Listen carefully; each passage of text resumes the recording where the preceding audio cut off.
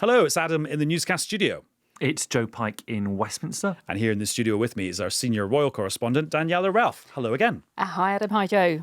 So, Daniela, a busy weekend for you going through all of these documents, because now there is a total of 3.5 million documents I was reading on the Department of Justice website. Yeah, that's right. Can I just say from the start, it's not me individually going through 3.5 million documents on behalf of the BBC.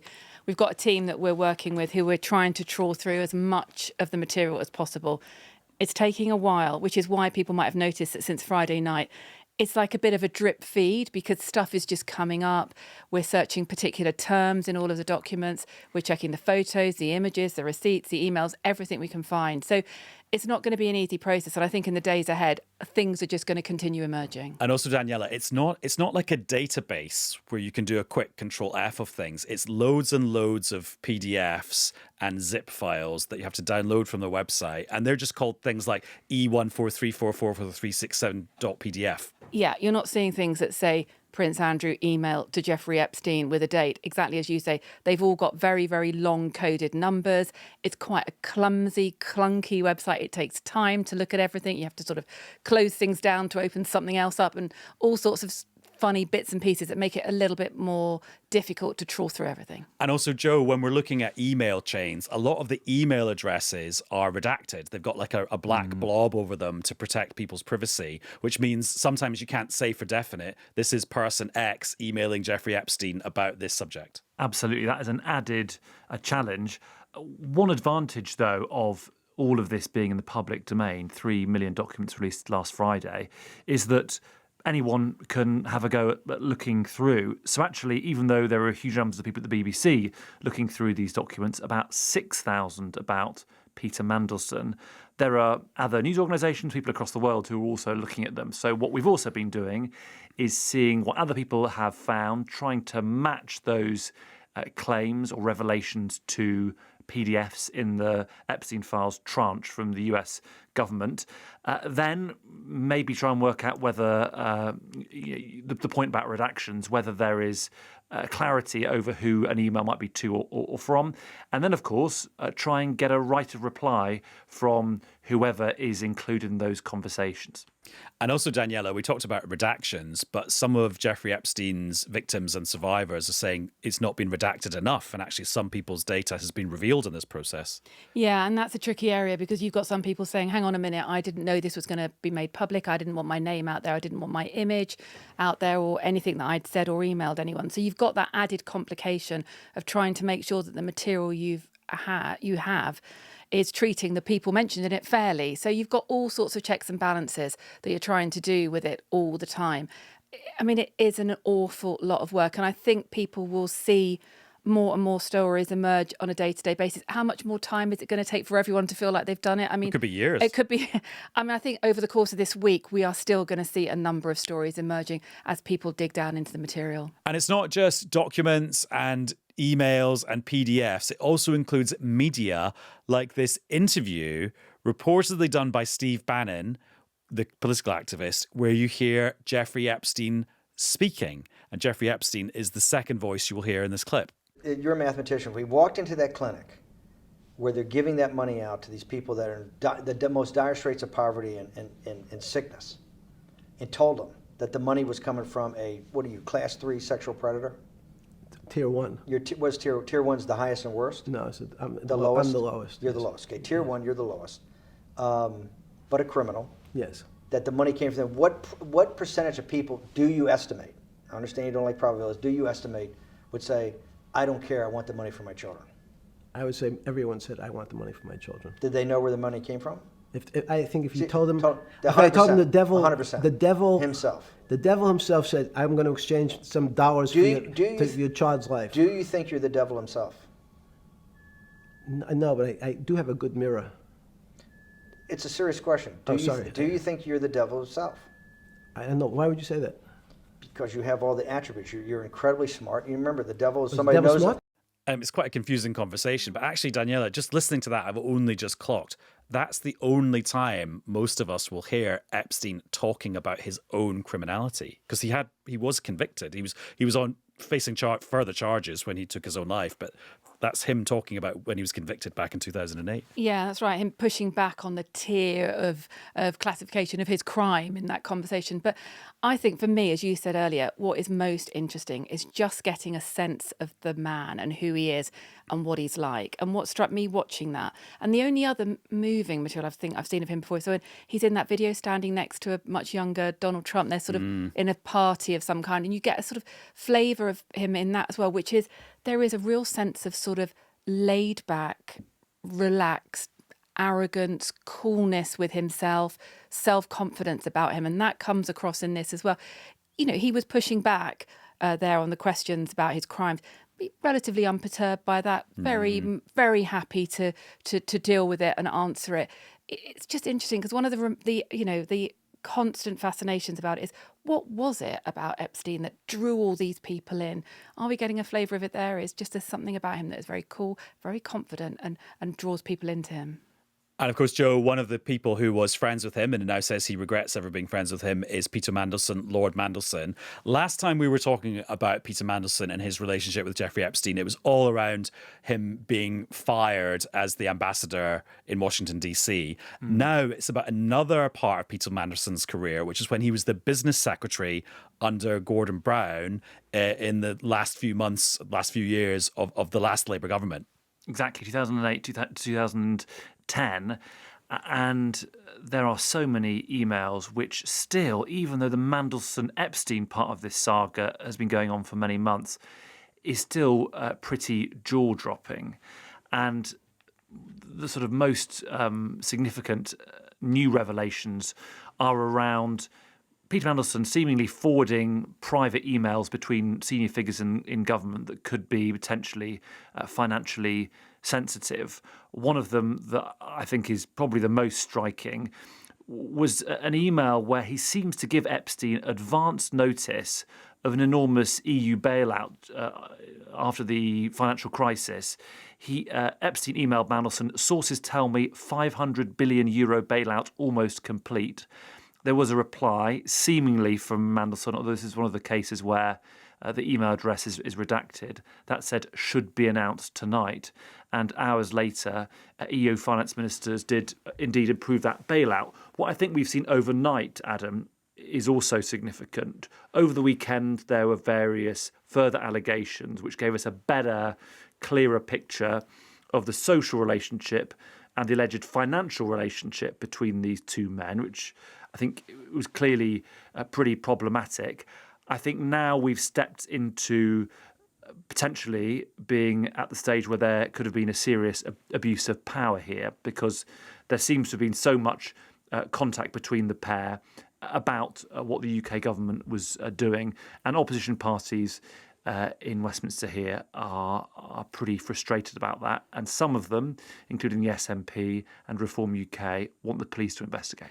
And Joe, we'll talk about the political reaction in a second, but let's just zoom in on the particular email that lots of people are talking about today. The one about public assets, though, is significant. That was where a policy advisor is writing to Gordon Brown, who was then the Prime Minister, talking about potentially selling off government assets.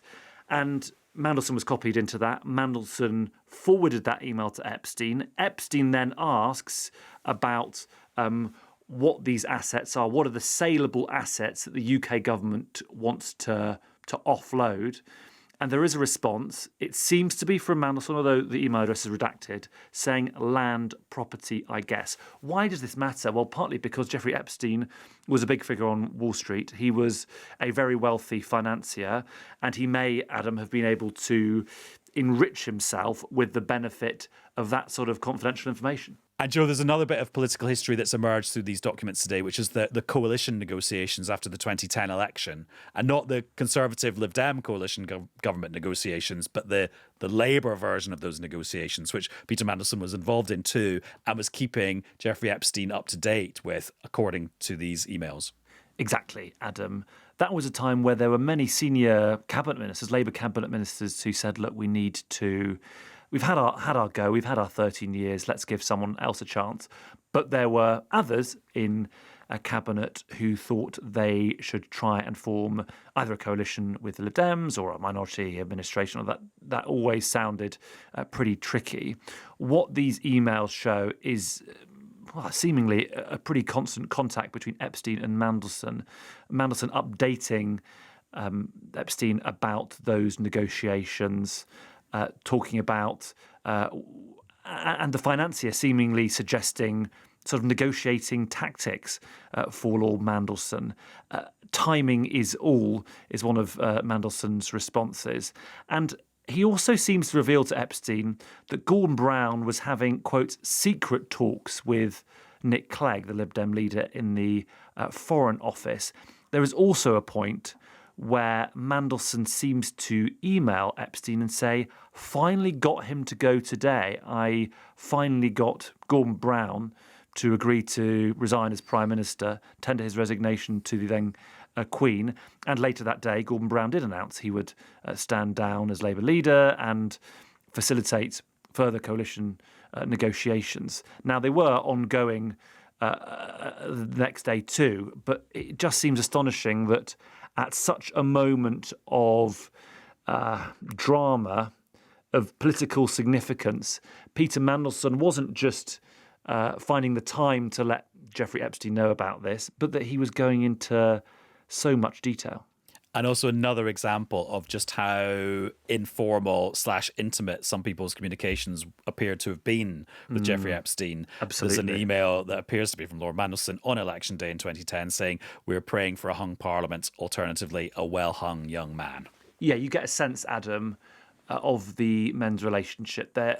In the last few hours, maybe the last day or so, there are some emails that seem less noteworthy in terms of headlines, but give a sense of a more lewd relationship between the two men, certainly in terms of the language they're using in their one-to-one contact. Right, Daniela, let's switch on to the royal track then. So lots of focus on Andrew Mountbatten-Windsor over the weekend and how he emerges from these documents. Seems to me the focus today is much more on his ex-wife, Sarah Ferguson. Yeah, I think so too. I think the overriding thing with it in terms of the royal family is that all of these emails and messages and the exchanges with Epstein really do just emphasise the depths of the relationship between Sarah Ferguson, Andrew Mountbatten-Windsor and Jeffrey Epstein. There is a informality, a closeness in the way they refer to each other. I mean, look, if you just look at what Sarah Ferguson was emailing Jeffrey Epstein, just to give a little flavour, it's things like, thank you, Jeffrey, for being the brother I've always wished for. You are a legend. I really don't have the words to describe my love, gratitude for your generosity and kindness. I am at your service. Just marry me. Some of the new stuff emerging today has been, though, about where the cracks began to show in 2011 in her relationship with Epstein, where she writes this slightly strange message to him, which we hadn't been aware of, talking about him having a baby and congratulating him, where she says, congratulations on you having a baby. I didn't even know you were having a baby, but it's so crystal clear to me that you were only friends with me to get to Andrew, and that really hurt me deeply, more than you will know. So, I mean, you can see the sort of gushing, fawning nature of her messages to him. There's also some really uncomfortable stuff where she sort of jokes about her daughter's sex life, usually sex life in the messages to him. She asks him for money, for rent. So it's quite brazen in its approach. But what also struck me in reading all the exchanges between Epstein and Andrew Mountbatten-Windsor and Sarah Ferguson is that Epstein has the power. He is the power player here. They are offering things, do you want to come to Buckingham Palace? What about Windsor Castle? And he just says, yeah, gives them a date and a time and goes for it. He is the one in charge of this relationship. And that is what has particularly struck me about the email exchanges. And things like, do you want to come to Prince Andrew's 50th birthday party? And then having to follow up to see if he actually wants to come to the party. Yeah. So almost like just checking in with him. Are you coming? Is the insinuation there? Like they're sort of, craving his attention and yearning for his friendship. That seems to be the message on a number of those exchanges. exchanges. And have we had a response from Andrew Mountbatten-Windsor and also the royal family? Because, of course, we have to basically treat them as separate institutions now, even though they're still related. Yeah, nothing from either of them today. So Andrew Mountbatten-Windsor has not said anything, but we have seen him today. I mean, maybe surprising to some. We have seen pictures of him on horseback riding through Windsor Great Park on the Windsor estate. And there's also quite amazing image, actually, of him driving down the long walk, the great long road that goes up to Windsor Castle, for anyone that knows Windsor, driving down there, waving at passers-by as people are walking their dogs, pushing their kids in buggies.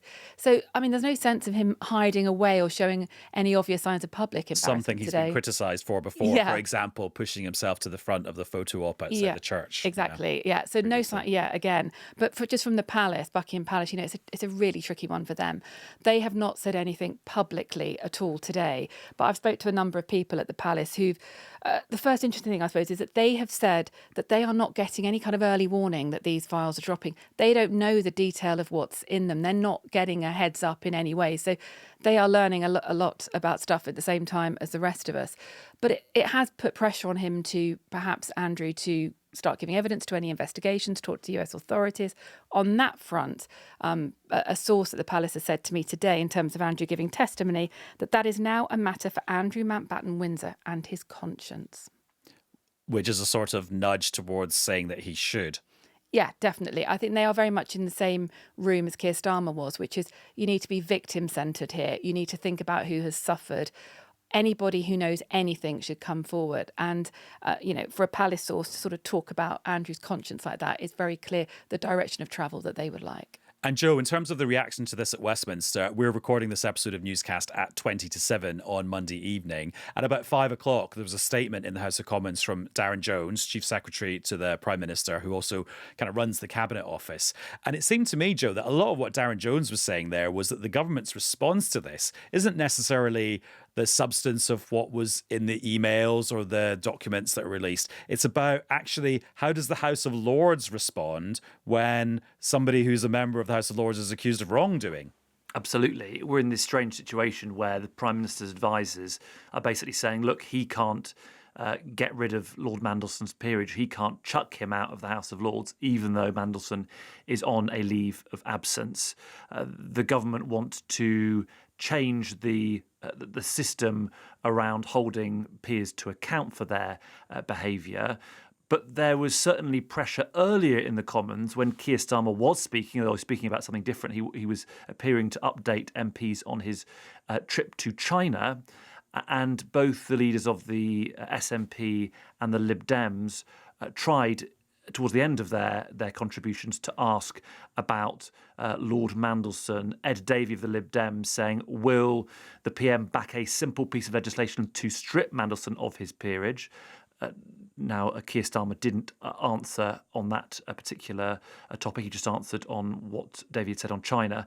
And the SNP leader, Stephen Flynn, does he agree with myself that Peter Mandelson should be subject to a police investigation for potential criminality whilst in public office? Emily Thornberry, Labour MP, senior Labour MP, says something not dissimilar. These files seem to show that Peter Mandelson was given £50,000 by a notorious paedophile, and a few years later, he sent on market-sensitive information to Epstein, who worked for JP Morgan, about market bailouts, the Prime Minister's resignation, telling them that they should mildly threaten the Chancellor of the Exchequer, and then told him about matters of national security.